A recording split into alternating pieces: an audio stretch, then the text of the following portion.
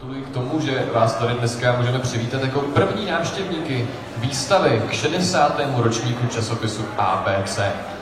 Zajímavost toho, že je to 60. ročník, je především v tom, že časopis ABC vychází v České republice potažmo v Československu od roku 1957. Z čehož jednoduchým početním úkonem vyplývá, že 60. ročník by měl být až za 2 roky, 2017. A teď, kde je ten háček? To nám mimo jiné vysvětlí a objasní Vlastislav Toman, mnohaletý šéfredaktor časopisu ABC, rekordman, protože vzhledem k tomu, že, jak jsem říkal, 60. ročník, to znamená od roku 57, 58 let, a pan Toman byl šéfredaktorem 32 let, z čehož vyplývá, že na ty ostatní moc nezbylo. Tušil jste tehdy, že ABčko jednou bude slavit 60. ročník a že ho budou číst další a další generace? V roce 57, kdy ABčko začalo vycházet, jsme samozřejmě vůbec netušili, že by se mohlo stát, že to tak daleko dotáhneme. Bývala taková éra, že se leco změnilo každou chvíli. A mění se to do dneska je ten zvyk, že něco vychází, za chvilku to skončí. ABčko přežilo, jak vidíte, 60 let. A proč teda 60. ročník, když jsme začali vycházet v lednu 57? No to bylo proto, že v roce 63 v srpnu skončil ročník podle kalendáře a od září jsme začali vycházet podle školního roku. No a tak to pokračovalo dál, až zase později došlo ke změně na kalendářní rok, to znamená zase od ledna do prosince.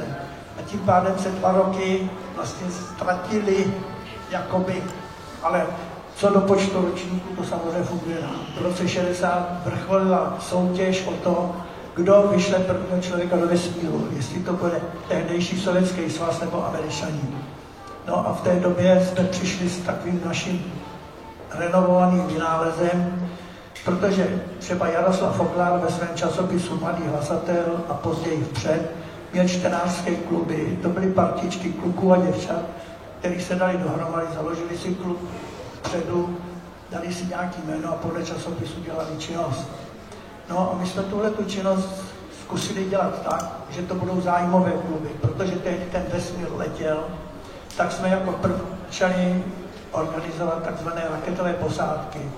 Zahájili jsme to soutěží Volá vesmír a tehdy bylo v tisku se našlo různých tréninků, který se ty budoucí kosmonauti, astronauti měli připravovat, tak se některé tyhle věci daly aplikovat formou hry na to, jakože si budeme hrát na budoucího kosmonauty. A trochu jsme k tomu přidali, tehdy se ještě neříkalo sci-fi, ale vědecko-technická fantazie, takže jsme k tomu přidali samozřejmě i nějaké stavby, modílků různých, soutěže a závody. Kluby začaly fungovat, ty raketové posádky, RP, zkrátka. Později jsme k ním přidali, poněvadž tehdy začala frčet ochrana přírody, tak jsme přidali hlídky přírody. No a nakonec jsme nezapomněli ani na děvčata, dělali jsme děvčí kluby. 10 let ty kluby fungovaly až do nešťastných 70. let, kdy se znovu obnovovala jednotná pionická organizace a tehdy ty kluby skončily. Vy dokážete určitě jste nějaké starší díly a ročníky ABčka viděl, tak je to hodně jiné oproti tomu, co dneska píšete vy?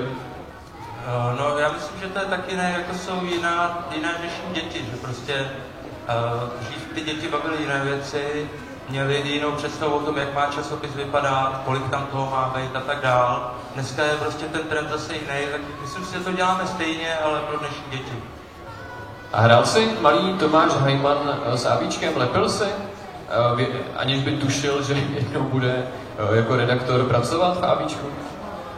No já jsem ABčko čet, nelepil jsem si, ale komiksy jsem čet hodně a střeboval jsem si přírodovědné kartičky, ale lepení mi moc nešlo.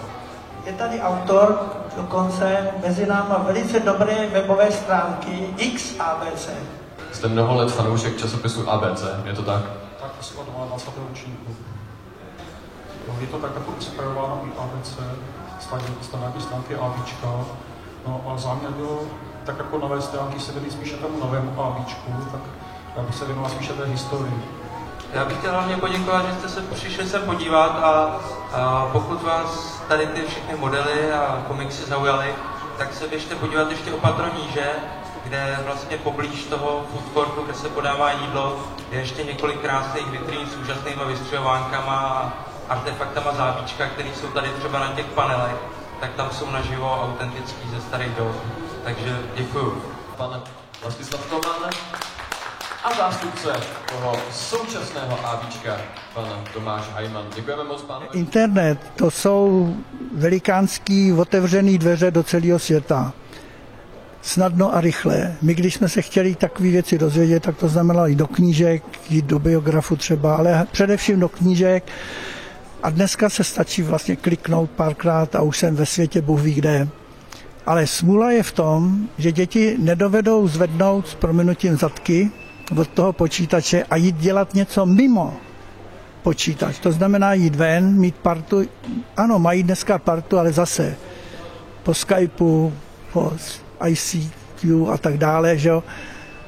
A já bych byl rád, kdyby dokázali ty, kdo dělají internet třeba v časopisu ABC, třeba jsou internetové stránky, svázat to tak, aby děti dokázaly na internetu najít podnět k časopisu a z časopisu zase podnět k tomu, aby se na internet podívali. Ale dohromady, aby je to vyhnalo ven.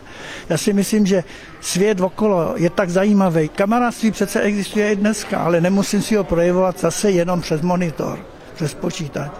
Přece je nejlepší posedět. Mě děsí, když se dneska sejde nějaká parta a první, co udělají, že vytáhnou mobily a začnou se dohadovat mobilama po všech šertech. Takže moje je nesedět jenom u počítače, ale umět využít všechno to, co okolo nás svět nabízí.